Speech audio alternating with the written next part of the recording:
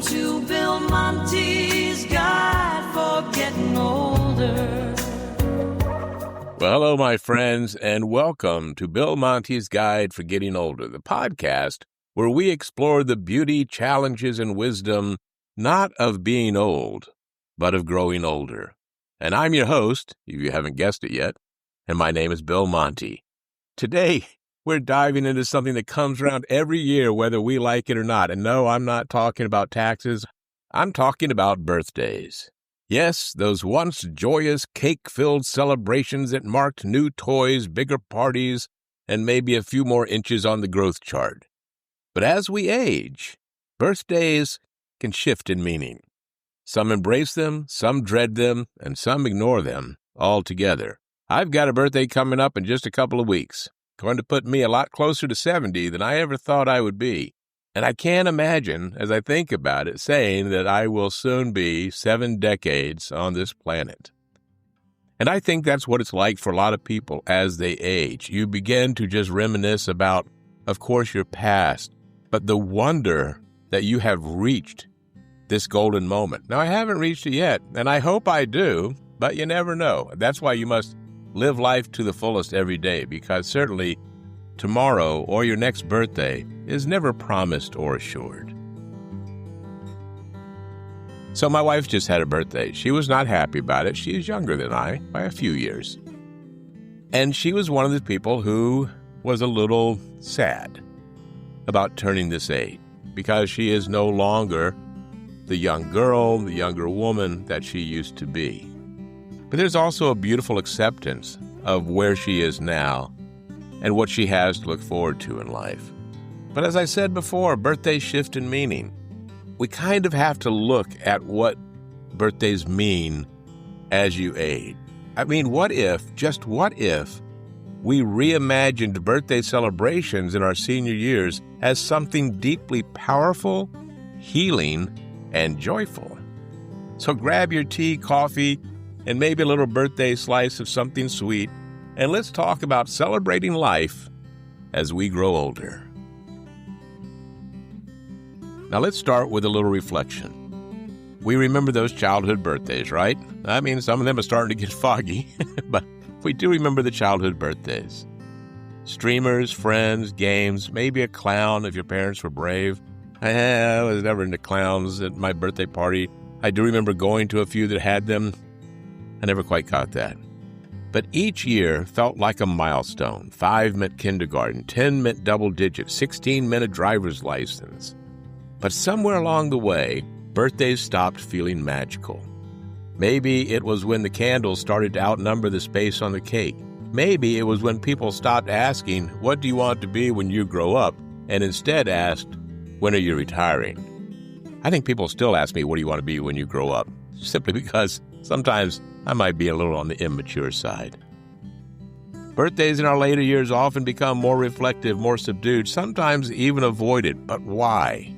Well, that's easy. It's one word: aging. We live in a culture that prizes youth. I've talked about it multiple times on this podcast in past episodes. Wrinkles are photoshopped, gray hair is dyed, milestone birthdays like 60, 70, and 80 are sometimes whispered about instead of shouted. But here is a gentle reminder. Aging is not a curse. It's a privilege, and many don't get the chance. I work with someone who every time we're in a meeting, she peppers the conversation with saying, "I hate my life." And I often think how sad it is that someone who has reached the same age as I and who has a good job, it's a secure job, she has children, she has her house, which she owns. She lives in beautiful South Florida like I do, with blue skies until they turn black and start thundering for about 15 minutes every afternoon in the summer. And yet, she continually says out loud, "I hate my life." And recently I said to her, "You know, my father would have given his right arm to reach your age. He didn't. He died when he was 60. Instead of thinking about why life is not good, think about why life is good. And there are so many reasons to reflect on that. And maybe, just maybe, your birthday is it time to start doing that? But along those same lines, let's be honest, birthdays can stir up complex feelings in our later years, and maybe you felt some of those. A tinge of sadness remembering loved ones who aren't here to celebrate with you. A quiet question about your health, your legacy, or how many more birthdays you'll see. A pressure to feel grateful even if you feel a little lonely, maybe like that person at work. All of these are valid, and you are not alone if you're feeling them. But birthdays are an opportunity not just to mark time, but to reconnect, reframe, and celebrate what still brings you joy. So let's take back the birthday. Not with glittery hats, unless you like glittery hats, then have at it.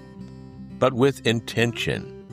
I've come up with a few creative, meaningful ways that seniors are reimagining their birthdays. The gratitude gathering. Instead of receiving gifts, host a small gathering where everyone shares one memory or one thing they appreciate about you. You'd be amazed how moving that can be. That one scares me a little bit. Legacy letters. Use your birthday as a reason to write a letter to your children or grandchildren or even your younger self. Reflect on what you've learned. These letters can become treasures. Bucket list birthdays. Do you have a list of things you've always wanted to do? Well, pick one each birthday. Hot air balloon ride? Not for me, thank you. Art class. Visit a new city. Your birthday becomes a reason to keep dreaming. A silent retreat or solo adventure. Not every birthday needs to be loud. Some choose to spend it in nature, in meditation, or on a quiet trip reflecting on the past year. Charity celebrations. Ask friends to donate to a cause close to your heart instead of bringing you a gift. You're using your life to make someone else's better. And let's face it, as you get older, really, how many more things do you need? Don't you already kind of have them all? Aging gives us permission to let go of how things are supposed to look and instead ask, what feels meaningful to me? I've got a few stories from listeners, the people who have written in. I put a question out there about birthdays. I'd like to read you some of them. Elaine from Oregon, who says it's okay, she didn't give permission to give her age, but she did write, I used to dread birthdays after turning 70. Then I started a tradition. Each year I pick one young person in my life and take them out to lunch. I ask them about their dreams, offer whatever wisdom I can, and we laugh. It's the best gift I could give myself. George, who lives in Chicago, wrote, for my 80th, I finally went skydiving. My kids thought I was nuts, but hey, I figured if not now, when? George, I'm with your kids on this one. And not because in your 80s you decided to go skydiving. I don't understand skydiving. There's so many things that can go wrong. Okay, but George, congratulations. I'm glad you did that. Marta from my home state here of Florida, she writes, I hosted a storytelling night. Everyone came with a story about growing older. Funny, sad, beautiful stories. We cried, we laughed, and I felt more alive than I had in years. These are the kinds of birthdays that don't just celebrate surviving, my friends. They celebrate living. And Marta or George or Elaine, if you would like to come on and tell your stories, a few episodes back here, I had Harold from New Jersey come on, and we just talked. We talked about his life, and we just had a nice conversation. As a reminder, if you would like to have a conversation, talk about your life, just talk about your experience, give feedback on the show, you can do that by just scrolling down in the show notes and hitting that speak pipe tool. You can leave me a 90-second message. You can write me at billmonty04@gmail.com. And I'd love to hear from you. I'd love to get you on the show. Okay, enough about trying to contact me and all that kind of stuff. Because it would not be a birthday episode without a little fun, right? And here are a few favorite aging birthday jokes, just for a quick chuckle. At my age, the candles cost more than the cake. You know you're getting older when the pharmacist becomes your best friend. I just this morning picked up pills, and the pharmacist and I were just chatting. My God, that was so true. I don't mind getting older, but my body is taking it badly.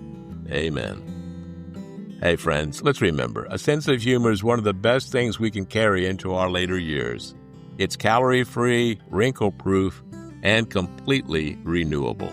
So I'd like to wrap all this up with a thought. A birthday isn't just a day. It's a marker, a flag on the mountain you've been climbing for decades. With every passing year, you gather more stories, more perspective, and hopefully more peace. In your senior years, your birthday doesn't have to be about who throws the best party or how many gifts you get. It can be about honoring the life you've built and the person you've become. So whether you spend the day surrounded by family, walking alone by the ocean, or dancing at a senior center party with Motown playing in the background, hey, I like Motown, know that every birthday you celebrate is quite a triumph. Because you're still here. You're still growing. And that, my friends, is worth celebrating. Okay, thank you for joining me today on Bill Monty's Guide for Getting Older. If you enjoyed today's episode, consider sharing it with a friend, or even better, send it to someone who has a birthday coming up. Always remember, please, if you haven't yet, hit that subscribe or follow button so that you can be notified when a new episode becomes available. And I would so appreciate a comment, or if you hit that like, or if you contact me in the ways that I talked about earlier in the episode. And remember, whether you're 60, 70, 80, or beyond, each year is not something to fear, but something to embrace. Until next time, I urge you to celebrate boldly, keep aging gracefully, be safe, and please, be kind. If it's warm outside but you're feeling colder, not sure what to do without a friendly shoulder, you're not alone, so start feeling bolder. Welcome to Bill Monty's Guide for Getting Older. Free audio post-production by alphonic.com.